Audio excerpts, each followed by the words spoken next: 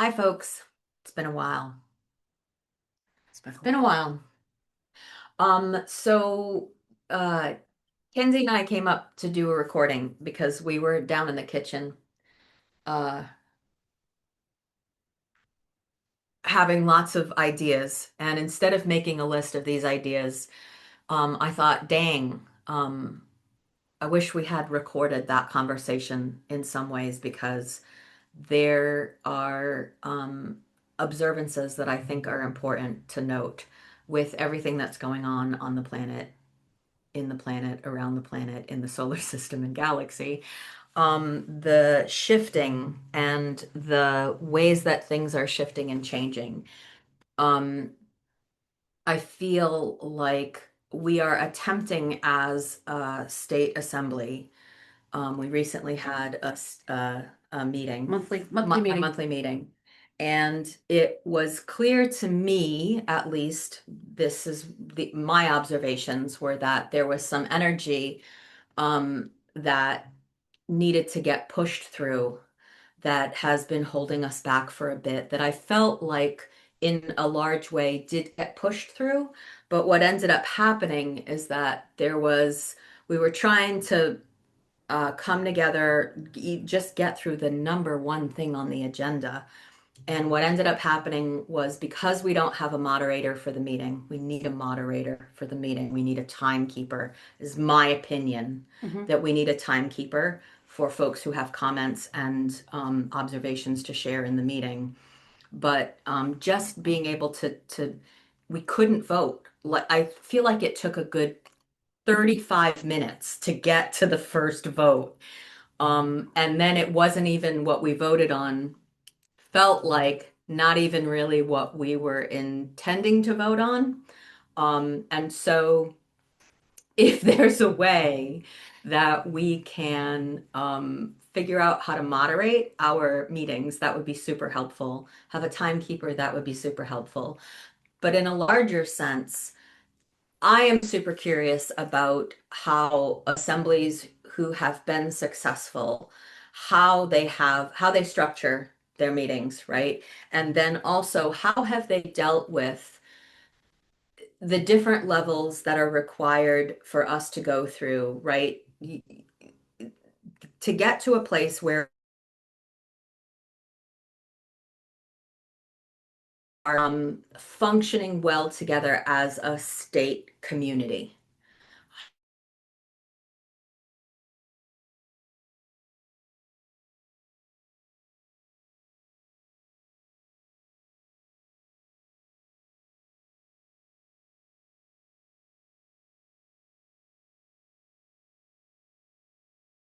Given things and then be able to gripe, not be able to communicate effectively, not be able to say what you need to say succinctly. I know that I struggle with succinct stuff, and I'm a communicator in my what I do um, in my world. And so being able to say it in less than 10 words rather than 60 is challenging.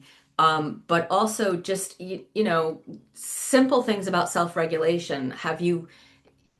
Are you still interacting with the people around you in the way that you were interacting with a potentially dysfunctional family when you were a little kid?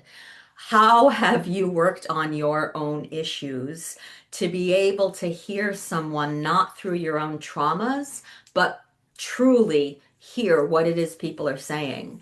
How can we say things like, how can we figure out how to participate more in committees, have committees be successful, and not have the same one or two people taking over the committees and truly having it be active. How are we learning how to speak our own minds and participate truly, effectively, rather than just listen and maybe vote and that's it? Um, how do we move forward in that way?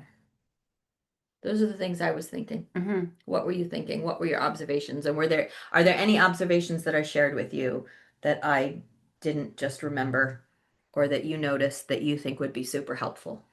Well, I can clearly see And this is what I notice about some about a lot of the people in assembly is that even though we truly want to be self-governing, we don't even recognize what is within ourselves, the Mhm. conditioning that has created a fear of stepping forward. For instance, what has happened throughout 2025?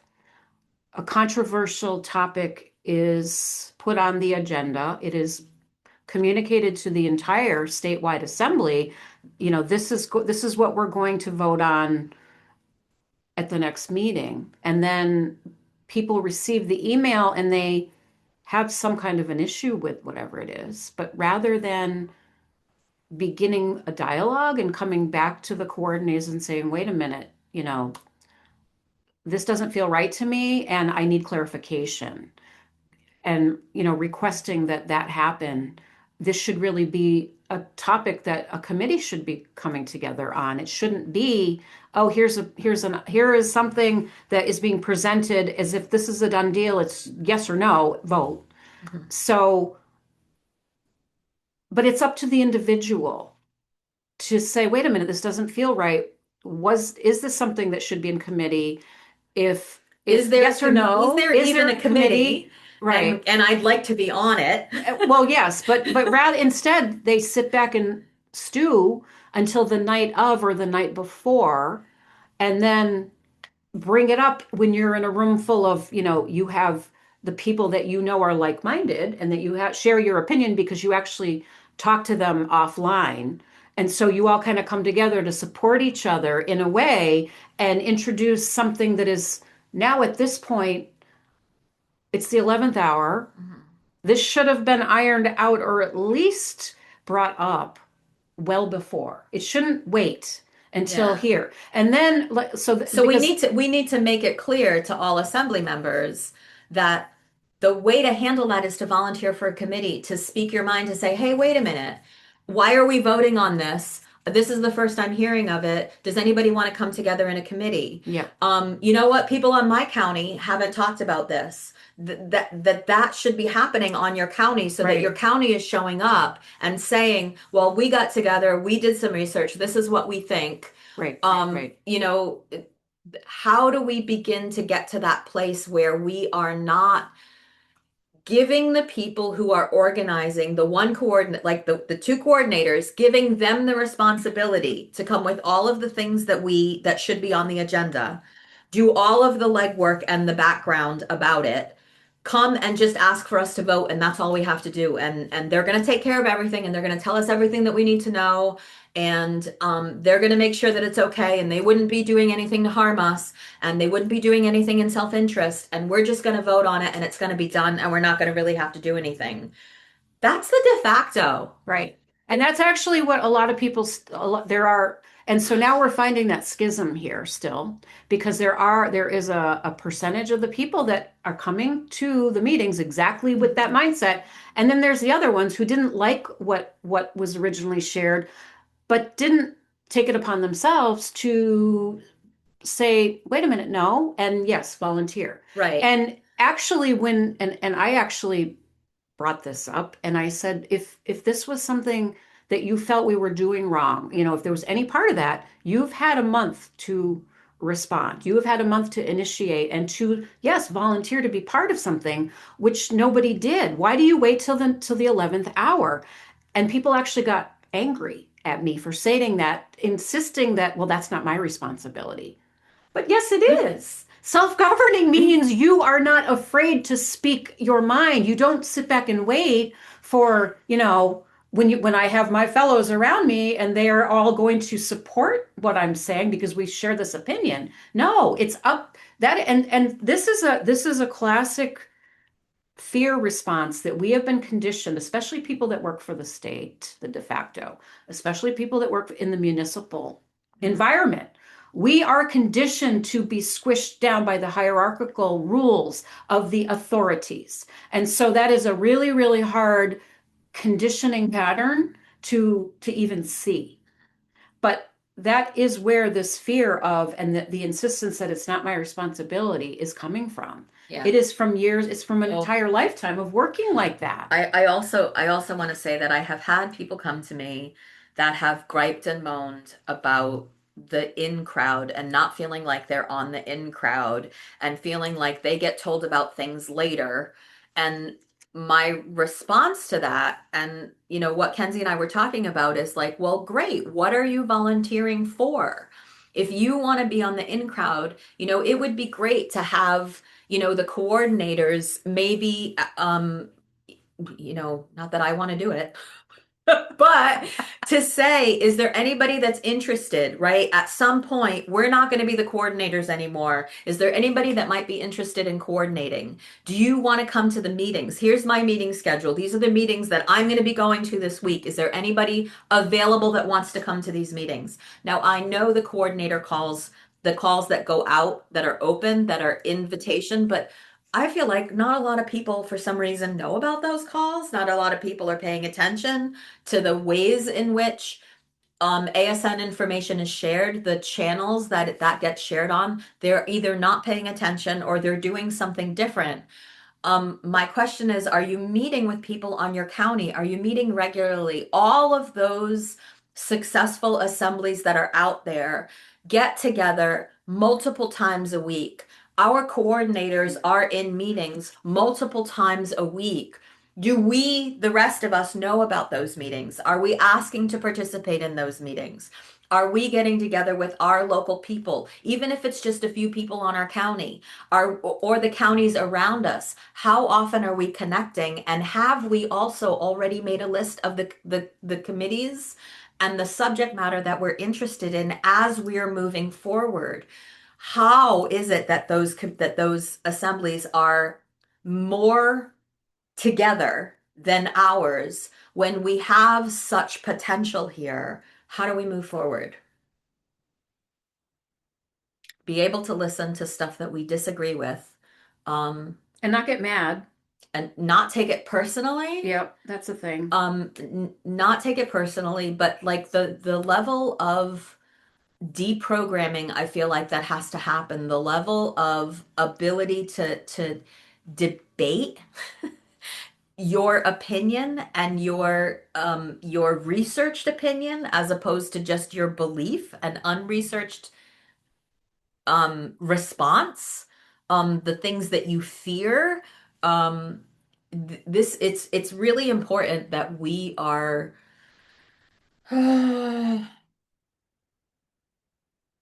able to interact with one another as mature individuals and as mature, not as individuals, but as mature men and women. How do mature men and women dialogue with one another, have disagreements, come together, and figure out what we need to figure out, because there's a lot to do. We have a lot to do. And the same few people who have been doing it for the last several years are tired of doing it all. They want participation. They want people to show up and ask. They want people who are willing to step forward and participate in this process and not constantly be spoon fed. Yeah. So please participate in such a way that is not disruptive, right? Because then what we're thinking is, are you just here to be disruptive, or are you actually here to participate because you believe in the mission of the assembly and what we're all coming together to attempt to do? Because we're super close to that, to the falling apart Right. of everything around us and the need for us to step forward. Yeah. So we're not ready, and we Right. got to be ready. Right. And the silly thing was that we were supposed to vote on something so basic. What it was that someone created a software system and it was theirs. And so we were voting on whether or not we agree that yes, it's yours. We couldn't even do that. So if we use it, It's if theirs. we use it, it's yours, and we're not going to take it on as ours and sell it and try to profit from it. That's all we were That's all coming it together was. to do. Instead, it became this huge thing and we got nowhere. And now we're backpedaling and we're stopping and there's no moving forward. And this is what ends up happening. And so when the same folks consistently behave in that way, it feels almost like it's deliberately trying to prevent any action from actually happening. It is, however, the good thing that came from that frustrating meeting, I think many people were frustrated. Many people who disagree were frustrated. But we do need to have more committees, and we need to have more people volunteering for the committees. We need to not have the same people always volunteering for the committees that come forward. Exactly. We need to have more committee ideas brought forward so that we're hearing the assembly is moving together in a way that's cohesive, in a way that is addressing the issues that they're seeing that need to happen, and in a way that we're fulfilling the positions that need to be fulfilled in order for us to truly move forward together. So I think Yes. that's basically, Well, no, we do want the observation about what you said, especially here, the environment and the mindset of the people, the yeah, average Joe. Here in Massachusetts, it's a lot more progressive and liberal. yeah, Okay. We have yes, that foundation where, especially my mom being as old school Democrat, very liberal, all about, equality. She really does embody the true values of the not, kind of crazy off the rails extreme, yeah, but the common sense liberal Democrat, everyone should have corporations shouldn't dominate and you shouldn't have favoritism and people shouldn't be buying off political whatever, and there should be equality, that there should be an environment where people can truly have the ability to get somewhere in life, to have pursue happiness, life, liberty, and the pursuit of happiness. That's what I grew up in my household, which was very education oriented. It was very liberal Democrat. It was, solid working class. And that was, to me, that whole thing is not what we see now. There's a lot of extreme, taking the whole idea of, what is diversity, what is equality, and going so far off in left field that it's like right. There's extremism there's on both extreme. ends. Absolutely. And Absolutely. so how do we as a people come together so that when people realize that we are a body that they could come to and actually be listened to and create change and move forward in a type of governance that works for more people, how are we in liberal states and liberal areas of the larger country going to survive if we get flooded with people whose opinions are really about trying to destroy America? Right. We are not ready to be infiltrated and have a great influx. We really have to get it together. Right. Um, Right. We really need common sense. yes, Like common sense, yes, because ultimately, we're part of the brotherhood and sisterhood of humanity. yeah, And so we all have more in common than we have that are not in common. And it's a matter of coming together in that way and putting aside, what is extreme, because extreme is not really ever based on common sense. And so it really is necessary for us to have that, the balance.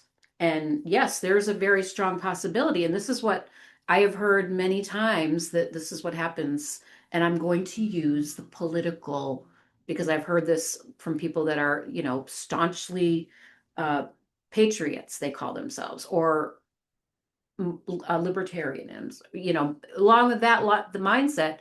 They say, well, we live here and it's a lot freer, there's not all this restriction, and then all of these extreme liberals are abandoning ship because the policies that they themselves supported have grown ridiculous and they can no longer live under that yoke. They flood into our neighborhoods, and they're the ones that volunteer, and they're the ones that, and they end up turning it into the exact same nightmare that they left. Yeah. That is a possibility Yes. that we're afraid of happening Yeah. here. And so we need the common sense people that are already here that have been awake and aware and watching, the fraud that's been going on for a while to not just sit back and say, it's not my responsibility to speak up. It's not my responsibility to volunteer. Yeah. It's not my responsibility to take action, Yeah. We have to take action. to be afraid and for whatever reason realize that that fear is conditioned, that is not natural, and it does come from work. I mean, I work for the state. I Yeah. worked for the state for 14 years. Trust me, I saw it all, and I know that I myself still have vestiges of that. For me, it's more because I'm more of the oppositional defiant. I get pissed and like, damn it, no, I'm not gonna. I see you. I see that control, and I'm not having it. Well, that's an extreme reaction as well. And I get that. And so I'm always working on that. But for the folks that they don't feel like they need to take action, they don't feel that it's on Or they them. feel like they don't know how to, they don't know what to do, they don't feel part of it. heard, they don't feel seen, they see an in group, Yeah. right? And they- You are the in group. Right. And they just, Okay. and they gripe about it. And instead of complaining, truly, truly, truly, pick up your britches. Come on in, the And water's And fine. pick up the phone. Pick up the phone, pick up your computer, email somebody, drive to somebody's house, come on over, invite people to your home for a potluck to have a conversation. Become involved. Find out when the meetings are. Ask somebody that you know who might know, or the two of you can ask more people. Please participate. There was another point that I felt like was important. And it fails me now. It had to do with this issue around participation and this issue. Can't remember now. Well, you did talk about if it should be a matter of asking, it shouldn't be this one's opinion or that one opinion, even if it's the coordinator. It should be asked I remember. all of Thank you. assembly. I remember. So having to do with asking all of assembly, one person's opinion about how things should happen, even if it's a coordinator, right? The question should be asked of the assembly, right? Does the assembly, do people want to do this? Because maybe it's not either or, maybe it's a combination of the two.